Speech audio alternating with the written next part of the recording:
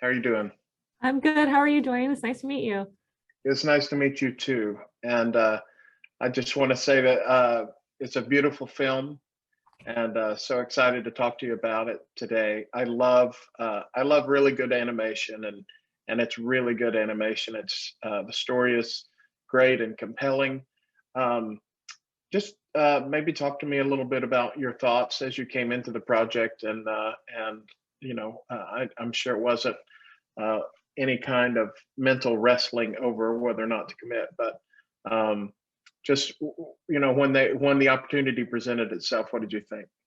Sure. I mean, first, thank you so much for all the kind words. It means a lot to us that the film is already touching some people's hearts. For me, right away when I was first approached about this project, when I'm approached about any project, the most important thing to me is that as a storyteller, I'm able to really deeply connect to, on a personal level, many parts of the story. And that's because I really want to be able to tell something that feels authentic and honest and real.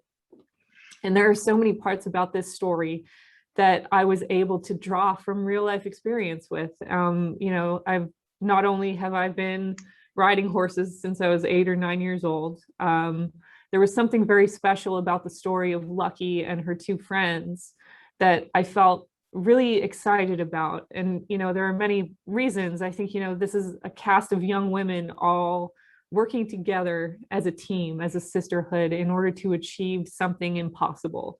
Instead of all competing to get there first, they're all Right. helping one another, along the journey. And Lucky's story herself is one of, she goes on this incredible adventure of self-discovery, and by way of connecting with this beautiful wild horse and reconnecting with her father and the memory and culture of her mother, she's able to realize who she truly is inside. And when she does that, she's capable of anything.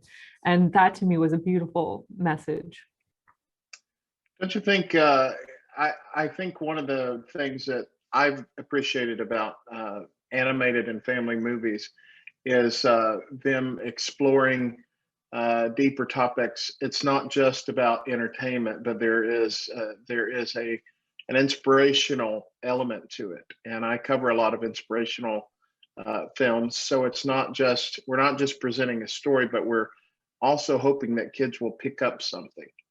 Absolutely. It was a very big goal of ours right up front to hopefully build a world setting and a set of characters that felt like something we all experience and live in every day. And by that, I mean, we tried to create a cast of characters that were all different and unique in their own perspectives, in their own cultural backgrounds, and just the diversity of the world we live in today was something we wanted to reflect.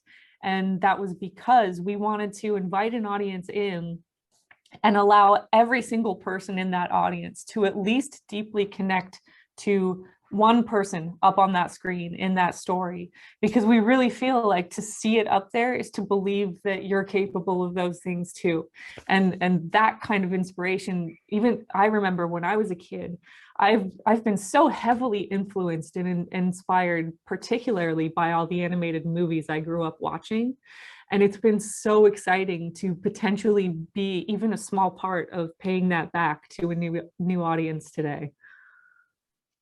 Well, what were some of the ones that inspired you when you were growing Oh up? my gosh, all of them. I loved growing up watching all the old 2D Disney films. I remember 101 Dalmatians was one of my favorites, and Robin Hood, The Lion King, all of those Right, classics. yeah, I could probably sing all the songs to this day. I've watched them so many times over and over until my mom and dad couldn't take it anymore. But I right. owe a lot to the messages in those movies to why I'm sitting in this chair directing my own today.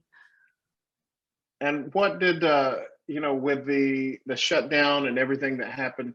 Did that present what kind of opportunities or what kind of challenges did it present as you were? I don't know how far into it. I'm sure you were way far into it before the shutdown happened because I know animated movies are in it for the long haul. But uh, how did it affect your production? Yeah, I mean, not only was I up to the challenge of figuring out what it takes and what it means to direct my first feature film, halfway through, we were all sent home to do that from our living rooms. And as you know, animation is very much a very big collaborative process. I think there was something like between 400 and 500 people that worked on our film. And when you're not in that space together, making it all happen, it took an incredible sense of camaraderie and motivation to continue that collaboration all as we were working together but separate, if that makes sense. But I think it was because everybody was so deeply connected to and felt on a personal level with the story, we were able to maintain that sense of just the motivation in order to make it all happen and get the story made. Well, thank you so much, Elaine.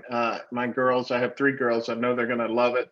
I hope they do. So, yeah, they love they love animated movies. I sort of say cartoons, but this is an animated movie.